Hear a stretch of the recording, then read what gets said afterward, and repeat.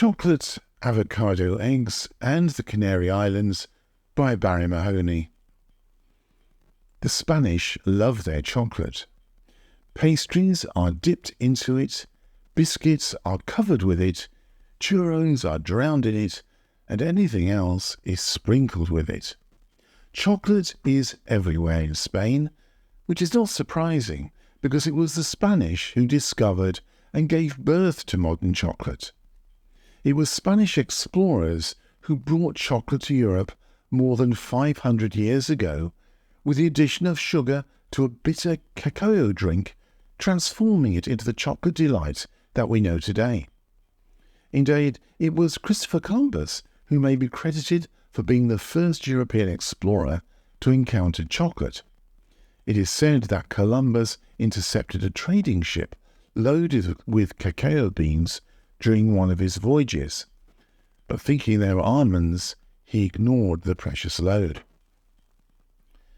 The next step in the journey of chocolate was left to the explorer Hernán Cortés, who may be credited for being the first European to bring chocolate to Europe.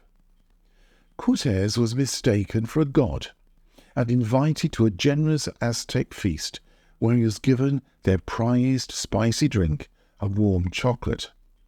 Cortés was no fool, and the capitalist that he was led him to realize its value to both himself and the Spanish crown. The knowledge of how to turn cacao beans into a delicious frothy drink was more a mystery that was jealously guarded by the Aztecs.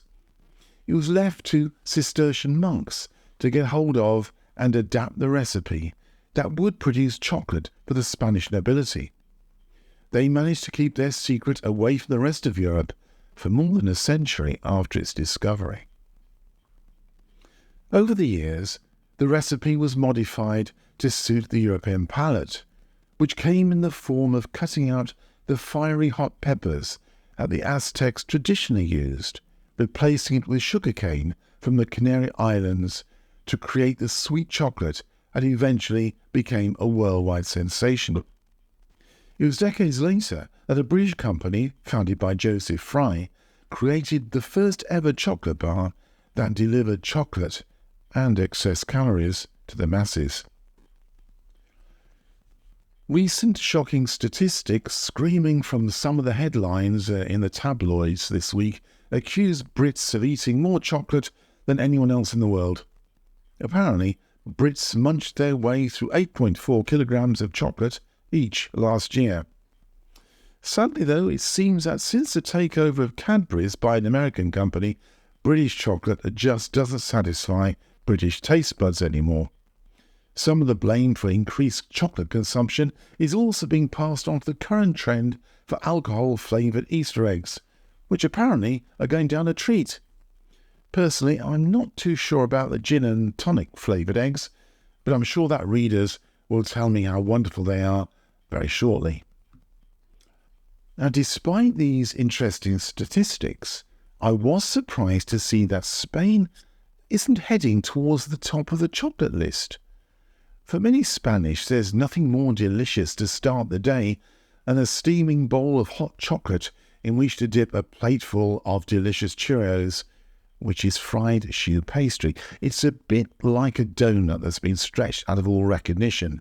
It is highly fattening, but it's a delicious combination. I have tried it once, but never again.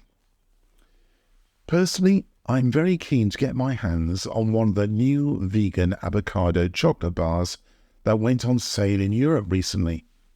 The avocado used in these chocolate bars is 100% natural freeze-dried avocado, and I'm reliably informed that the delicious blend of avocado and organic dark chocolate is a chocolate lover's dream. Interestingly, this product has been brought to the world by James Cadbury, who is the great-great-great-grandson of Cadbury's founder. Despite this amazing news, I was very disappointed not to have received an avocado-filled chocolate Easter egg this year, but I live in hope. You have been listening to Chocolate, Avocado, Eggs and the Canary Islands by Barrie Mahoney.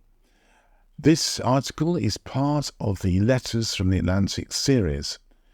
You can find out more about my books, podcasts and blogs by going to my website www.barriemahoney.com, and thank you for listening.